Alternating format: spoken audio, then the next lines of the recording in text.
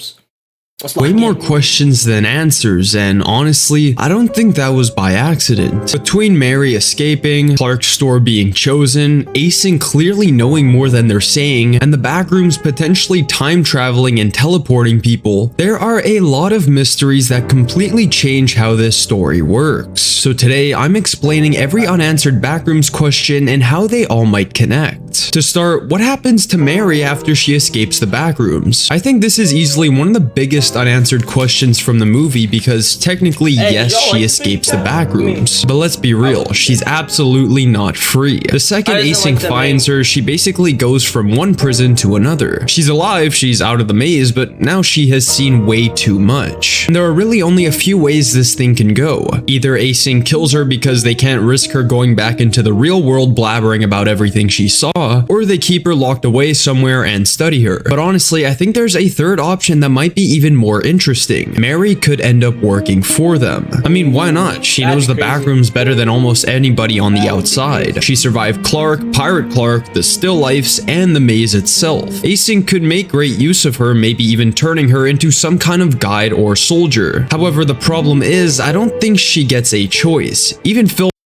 Like, what do y'all think, bro? Like, I mean, I liked the movie, but it was just kind of, I don't know, I didn't really get it at first, but it was cool. It was a cool movie, but it was kind of confusing, bro. Like, I've watched Backroom shit like for hella long. It just wasn't what I was expecting, you know. Like, I didn't expect that one Clark guy or whoever the first guy at the beginning was. Like the whole bad, like the feature guy of him. Like, it was just weird. It was different. Basically makes it clear the decision isn't up to him. And that brings us straight into why Mary may have been connected to this thing long before she ever entered it. Did Mary's mom enter the Backrooms when she was younger? Now, Mary's mom is where things start getting really weird because the movie clearly wants us to pay attention to her. She isn't just some random tragic backstory, since she was terrified of the outside world, covered the windows, and kept telling Mary that it was no good out there, and that they, whoever that might be, is everywhere. And on the surface, you can read that as her being mentally unwell, but this is a Backrooms movie, so you obviously have to ask, what if she actually saw something? What if Mary's mom entered the Backrooms when she was younger, somehow escaped, and then spent the rest of her life scared that reality could break again at any moment? One Reddit theory put it pretty simply: I feel like she was a survivor of the Backrooms. And I get why people are latching onto that, because it would explain why Mary's story feels so tied to memory, fear, and being trapped inside places that should feel normal. There's also the theory that Mary's mom could be the girl from found footage too, but even if that's not true, the idea still works. The Backrooms mess with time, memory, and location, so her age doesn't fully disprove anything. But if Mary's family was already connected to the Backrooms, then Clark's store being chosen might not be random either. And real quick, make sure to hit that subscribe button to help me get to 20k for more Backrooms theory breakdowns like this. Why was Clark's store really chosen? This one's interesting because honestly, I don't think the movie gives us one clean answer. Clark's store could have been completely random, just another null zone opening somewhere it wasn't supposed to, but it also feels way too specific. The doorway doesn't just open in any building. It opens inside the basement of a failing furniture store owned by a failed architect who already feels like his life is falling apart. And that matters because the Backrooms seems to copy reality in this weird. What do y'all think, bro? I look, you think it was specific, you know? I think that shit happened for a reason. I don't think it was random. I think he was chosen. Like, especially with his backstory and like his wife leaving him and everything. It was like everything like Loki adds up to make it more like specific to him, you know? Broken emotional way. Clark is obsessed with spaces, buildings, rooms, and overall meaning. So for him, discovering an infinite impossible building is almost perfectly cruel. It gives him exactly what he wants, then ruins him with it. The wiki describes Clark as finding a hidden doorway in his store's basement, behind which is of course the Backrooms. But the creepier part is how the movie presents it. The flickering lights almost feels like the Backrooms are calling to him, like it's speaking through the store's electricity and slowly pulling him in. And once the store starts acting like part of the Backrooms, the next question becomes way scarier. Are the Backrooms bleeding into the real world? I genuinely think this might be one of the most important questions in the entire movie because Clark's store doesn't feel like a normal entrance. On the contrary, it sort of feels infected. The lights start flickering, the electrical panel is basically merged into the wall, and the whole building starts feeling like it's running off the Backrooms instead of— I mean, I heard a theory where it was that the first, like, how the Backroom started was when he broke the chair. That was a theory that I heard, but I don't know if that's true. It's just like at the very beginning of the movie, you guys remember like how the chair, when he was filming that commercial, the chair snapped, and that's how, like, that's what I heard is how it started the Backrooms. Of normal power. That makes me think the Backrooms aren't just sitting there waiting for people to fall in. They may actually be pushing outward. And Async seems to know this is happening because Phil says there have been reports of more doors opening in the surrounding area. That one detail changes everything. Because if more doors are opening, then the movie is not just about Mary escaping or Clark going insane. It's actually about reality slowly losing control. The Backrooms could be leaking into houses, stores, garages like we saw in Found Footage 2, and overall random buildings without anybody understanding why. And that also explains why Async is so dangerous. They're not just researching a weird dimension anymore, since when you really think about it, they're trying to contain something that might already be spreading, which brings us directly into how these entrances are even forming in the first place. Are null zones randomly created? So from what we've seen, null zones seem random, but I don't think they're completely meaningless. In Found Footage 1, Kane just falls through the ground. In Found Footage 2, the girl finds it in her garage. And in Found Footage 3, Ravi finds it inside a random house. And then fast forward to the movie, Clark gets extremely lucky because his null zone is basically a doorway he can walk in and out of. The wiki says null zones can instantly appear anywhere at any time and vanish just as quickly, which pretty much confirms how unpredictable they are. But there still are some patterns. They mess with electronics, sound, and sometimes even voices from other places or times. And I do think they're probably not just central to the United States. That would explain why Async uses those caveman style signs with greetings in different languages. They know people could be falling in from anywhere, China, Russia, wherever, and if someone survives long enough to see those signs, Async wants them to understand at least one message. The bigger issue is that if these zones started appearing after Async opened the threshold, then Async may have actually caused all of this. And that leads straight into the question fans still argue about the most. Did Async find or create the complex? This is where the lore gets really interesting because a lot of people say Async found the complex and didn't actually create it. And technically, that's probably true. The Backrooms seems way too big, old, and strange for some company to just build them in the 80s. But at the same time, Async might have created the problem. Their KV-31 test opened the threshold. I remember like 2020, bro. I'd always just like go into rabbit holes on the Backrooms and I'd scare myself all night, bro. This shit was crazy, bro. The movie wasn't really as I expected, you know. I thought it was gonna be more like 2020 vibes. Like I thought it was gonna be more like lost footage, you know, like how it normally is. But you know, it was still great. It was still a good movie. I still liked it. I mean, it's just more nostalgic for me, you know. In 1989, and after that people started falling in or phasing into the complex. So even if Async didn't create the dimension itself, they may have ripped the hole that allowed it to start interacting with our world. That's why I think the answer is somewhere in the middle. They found something that already existed, but by opening it, they basically activated it. Before people entered, maybe it was just this empty plane of space doing nothing. But once humans started going in, the Backrooms started remembering them, copying them, and building itself around them. So in a weird way, Async didn't create the Backrooms, but they may have created the version of the Backrooms that's now dangerous. And once you realize that, their storage excuse starts sounding a lot more suspicious. What really is Async's final goal besides storage? So officially, Async's goal sounds almost boring. They want to use the Backrooms as infinite space, storage, offices, even residential areas. Their A-Space presentation literally sells the idea of an unlimited complex that could help solve pollution and overpopulation. But that's exactly what makes it so unsettling, because who in their right mind looks at this endless, broken, hostile dimension and thinks, yeah, let's put apartments in here? The presentation transcript even mentions applications including storage and warehousing, but I really don't think that's the whole truth.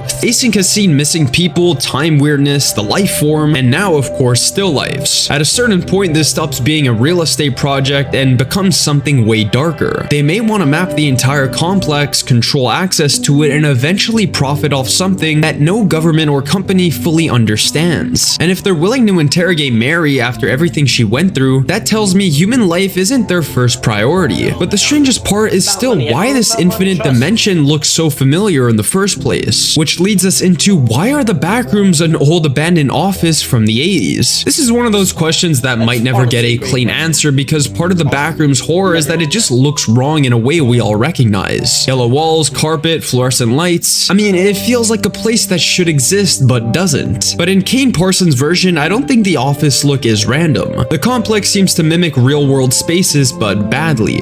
Clark describes it perfectly when he says it's like describing a dog to someone who has never seen one, then asking them to draw it. That's basically what the Backrooms are, a bad memory of architecture. It copies offices, houses, pools sometimes, but never fully.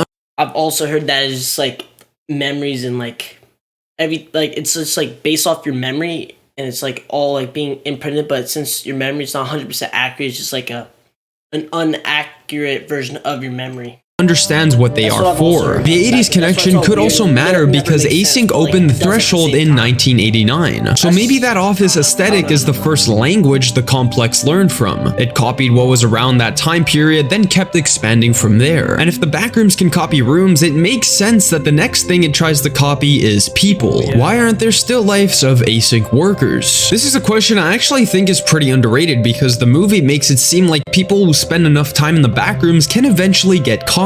Mary gets a still life, Clark gets Pirate Clark, Ravi encounters one in found footage 3. So why have we never seen a bunch of still lifes of Async workers? They've spent more time in there than anybody else. They're mapping rooms, building outposts, and constantly walking through the complex. So you would think they would have copied at least one of them by now. One possible answer is the hazmat suits. Maybe those suits don't just protect them from bacteria or contamination. Maybe they block whatever biological or memory-based process the Backrooms uses to remember people. If the Backrooms need skin, breath, hair, or direct exposure, then the suits could be stopping it from getting a clean read. The wiki describes still lifes as the results of the Backrooms trying to mimic human beings. So maybe Async already knows that and dresses accordingly, but Clark didn't have that protection, which might explain why his copy turned out so violent. Was Clark from the movie always evil? I don't think Clark was always evil, and honestly that makes him way more interesting. He was clearly flawed from the beginning. He was bitter, resentful, and insecure, and he wanted everyone around him to validate his pain without actually taking responsibility. But that doesn't automatically make him a monster. The Backrooms just gave him a place where all of those traits could grow with no consequences. In the real world, Clark was a failing store owner and a failed husband. Inside the Backrooms, he becomes an explorer, a genius, and the only person who understands this impossible place, so of course he gets addicted to it. And then the complex starts reflecting him back at himself. Pirate Clark isn't just a random creature, since it's basically everything ugly inside Clark turned into a physical thing. His ego, anger, and the need to control people. That's why I don't think the Backrooms made Clark evil out of nowhere, but it just took what was already there and exaggerated it until there was nothing else left. And that's exactly why the next mystery, Pirate Clark's painting, might be way more important than it first seems. What does Pirate Clark's painting actually mean? Clark's painting honestly might be one of the biggest clues in the movie because it doesn't feel just like a random crazy wall with scribbles on it. It feels like a whole timeline of what he started believing while he was trapped in the Backrooms. The main thing people noticed is that Pirate Clark is basically drawn like this god figure. One Reddit breakdown said the mural makes it seem like Clark's pirate self empowered and liberated him from his old life. And I think that's the best way to put it. Clark doesn't look scared of Pirate Clark in the painting. He actually looks like he worships him. And that's disturbing because it means Clark may have not just been hunted by Pirate Clark, he may have started working with him, learning from him, or seeing him as the version of himself he always wanted to become.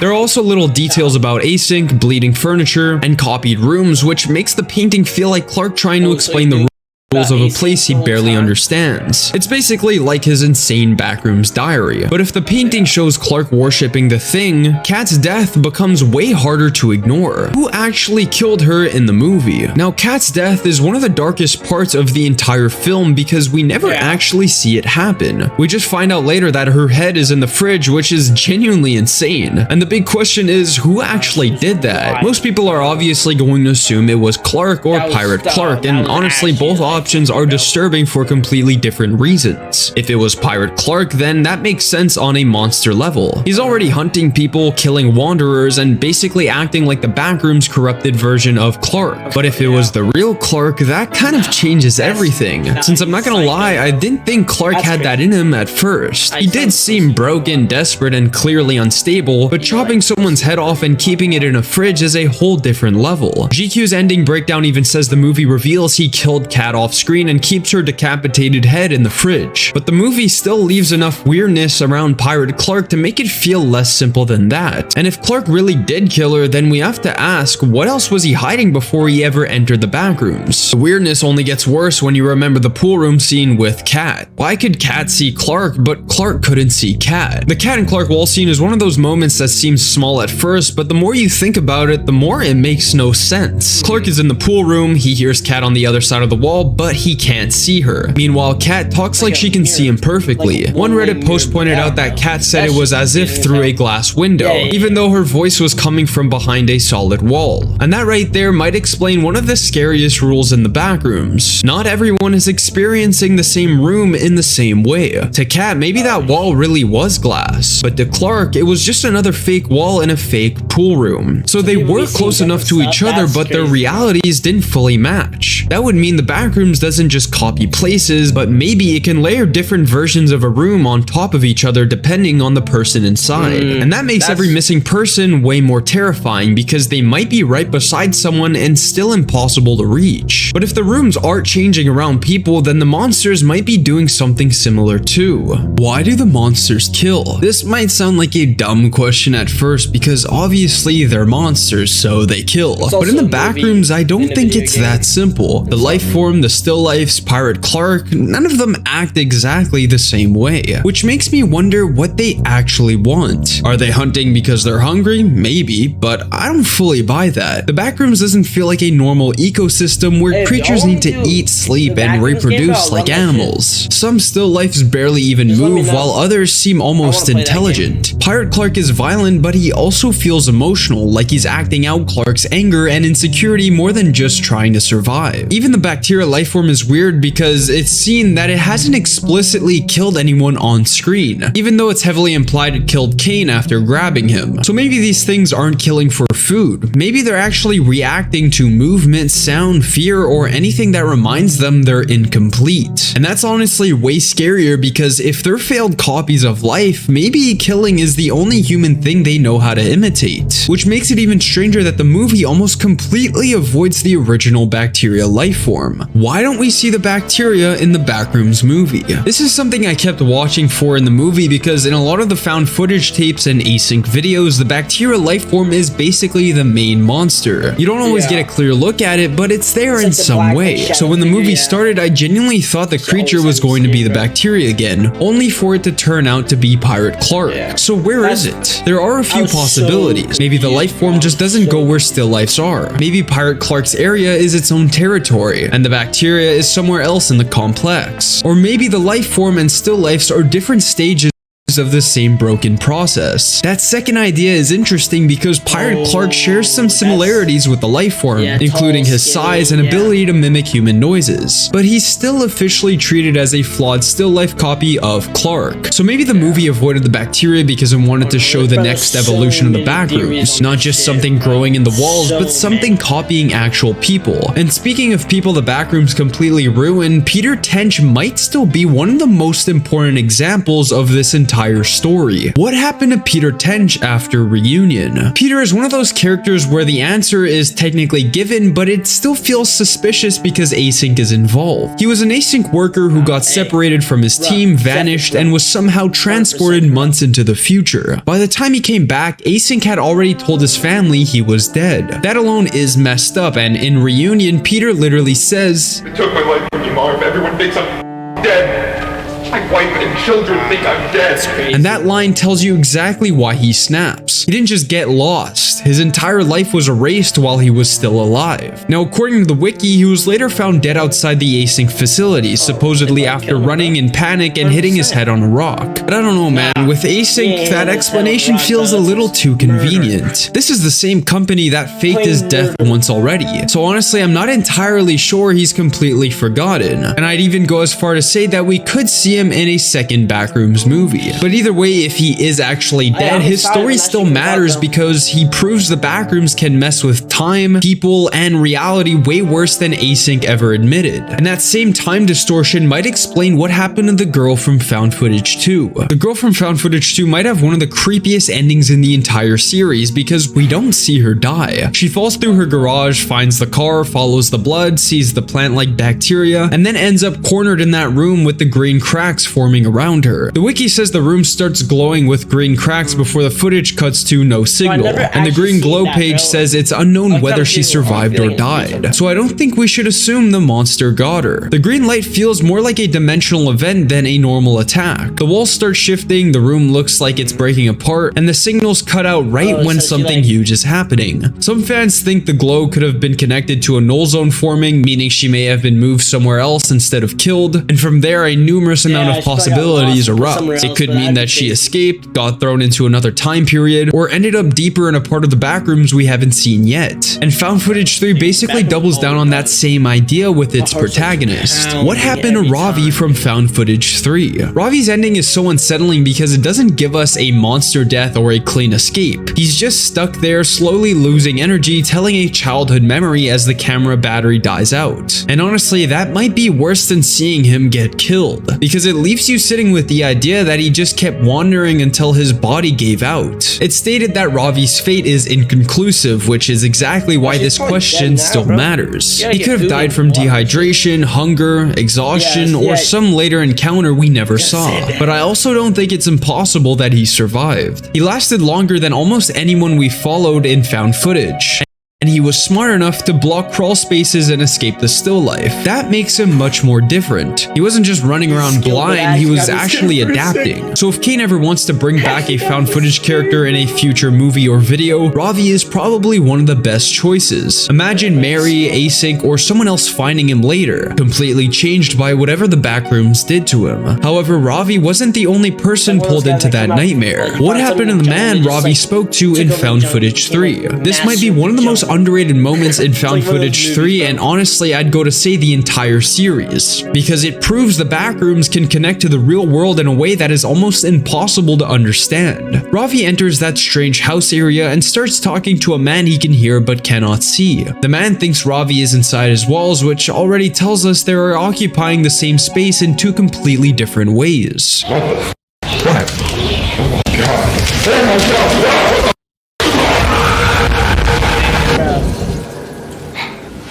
The wiki says he's heard screaming and presumably no clips. That's horrifying because from that man's perspective, he might have just been standing inside his own house. One second he hears someone in his walls, the next second he breaks through and gets dragged into a dimension he didn't even know existed. So did the Backrooms merge with his house? Did he fall in like the others? Or did Ravi accidentally cause another null zone to open by interacting with him? Either way, this scene makes the Backrooms feel less like a place you enter and more like something that can reach out. And the first Found Footage tape may have already warned us how to survive it once it does. Who drew the arrows in Found Footage 1? The arrows in Found Footage 1 are still one of the weirdest little details because they seem to point towards the area where the life form is hiding. And right near all of that, you have the famous "don't move, stay still" message. So who wrote it? The strongest theory is that it was another survivor, someone who had been trapped long enough to learn the life form's behavior but not long enough to escape. One Reddit user even pointed out that maybe the creature can't see and only hears. And other wall messages look like they say "it hears me" over and over again. That would make the warning way darker because it's not just some random creepy graffiti. It could be actual survival advice from someone who figured out that running makes the life form chase you. Maybe it reacts to movement, sound, fear, or the camera itself. And if someone had time to paint arrows, write warnings, and actually understand this creature, then that means there were other people trapped before Kane ever got there. Which brings us to the question of, do the backrooms change for each person who enters them? And I'll start off by saying I genuinely think the answer is yes, at least to some extent. The backrooms obviously has certain repeating pieces, yellow walls, office rooms, fake houses, and hell, even pool rooms. But every person seems to find a different version of it. Found footage 1 is more empty and classic. Found footage 2 has the car, the green glow, weird furniture, and of course the plant-like life form. Found footage 3 is a bit more different in the sense that it has houses, a fake sky, a massive red city, and to be honest, way more emotional memory-based spaces. Then the movie takes it even further with Clark's store, Mary's trauma, and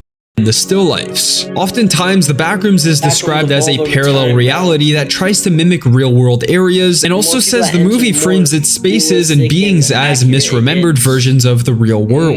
That one word, misremembered, is very important. Maybe the backrooms doesn't just create from scratch. Maybe it actually pulls from whatever people bring into it, such as memories, places, even old fears, and then builds a broken version around them. And if it can pull from memory, then pulling from different time periods doesn't sound that crazy anymore. Is the 2022 poster a sign of time travel? The 2022 poster in Found Footage 3 is one of those clues that completely breaks your brain, because Ravi most likely enters the backroom sometime after the Oklahoma City bombing in 1995. Yet he sees a poster that appears to be from 2022. That means one of two things. Either the backrooms copied something from the future, or Ravi somehow moved through time while inside. And honestly, both possibilities are kinda insane. A Reddit comment put it pretty well. It's very much a timeless place and theoretically is one giant unpredictable time machine if you do manage to get out. That might be the key, because the backrooms may not exist in one specific year. It could actually be outside of time entirely, grabbing.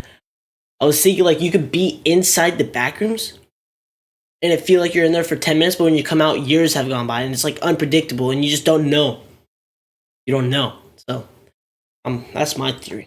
Pieces from the past, present, and future, then mixing them all together like they all belong in the same hallway. So if Ravi escapes, does he return to 1995 or 2022? Honestly, we have no idea. And that's what makes every exit about the backroom so damn terrifying, since it may not mean you're returning to the same world you left. Which finally brings us to the biggest question of all. Where in space and time are the backrooms really? To start, I'll say I don't think they're under the ground, inside a building, or hidden somewhere on Earth. They feel more like a separate plane of reality sitting next to ours, close enough to leak through, but far enough away that our normal rules don't matter. The wiki puts it pretty directly. The true scale of the backrooms is not yet known. It also says the dimension is at least comparable to a very large city, likely far bigger, and that some areas are physically impossible by normal human building logic. That's why I think the backrooms are not a place in the normal sense. They're more like a broken reflection of reality. They copy offices,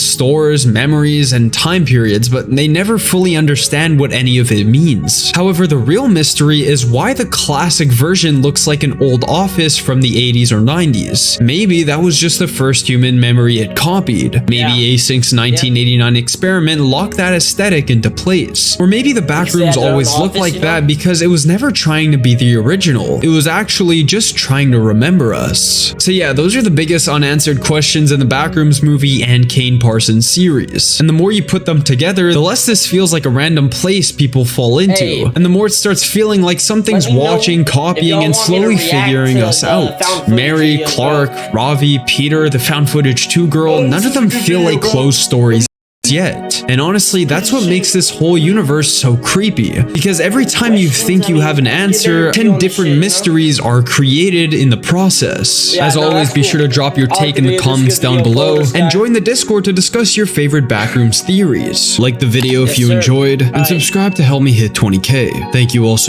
Appreciate it. All right.